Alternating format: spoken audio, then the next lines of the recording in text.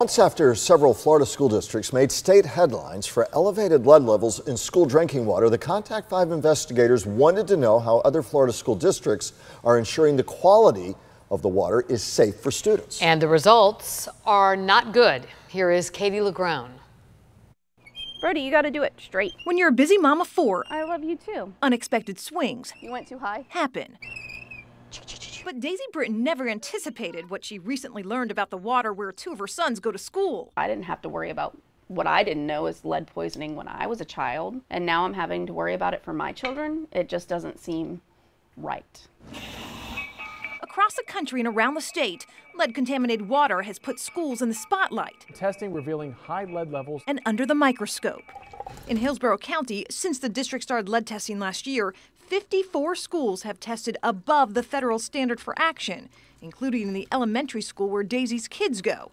Two water fountains there recently tested nearly 4 and 5 times above that federal standard, and nearly 50 and 70 times above what the American Academy of Pediatrics deems a safe level for kids. I was amazed at the levels of them. It was actually shocking. While the school is replacing those fountains, we've discovered the majority of Florida school districts do not test for the metal toxin. Florida law doesn't require lead testing on campus, which is why we discovered across our state, school policies run the gamut. From some school districts conducting annual lead tests on water fountains like this one on campus, to others relying on counties and cities to test off campus, and still others doing no testing at all. Of 66 Florida school districts who responded to our request, nearly 60%, more than half, don't do any testing for lead in the water on campus.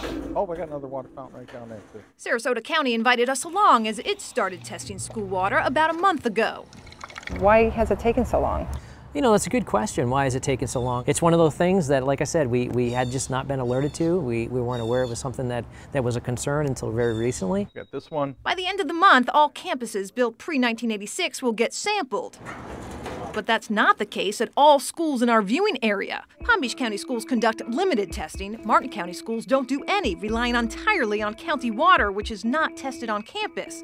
And according to a spokesperson with St. Lucie County, district-wide lead testing is scheduled for later this fall. It's a statewide failure spelled out in this 2017 Environment Florida report, where the Sunshine State got an F for failing to keep school water from becoming laced with lead. Lead testing is like Russian roulette. We don't really know what's out there, and so certainly that means that Florida is not tackling the solution as well. The group, which has voiced its concerns for years, is now calling on lawmakers to adopt new school lead rules, from annual testing to mandatory filters. Ready? Whoosh. They get 2 bottles of water in their book bag. Still, Daisy Britton is concerned. I don't want my child to be poisoned where they're supposed to feel safe.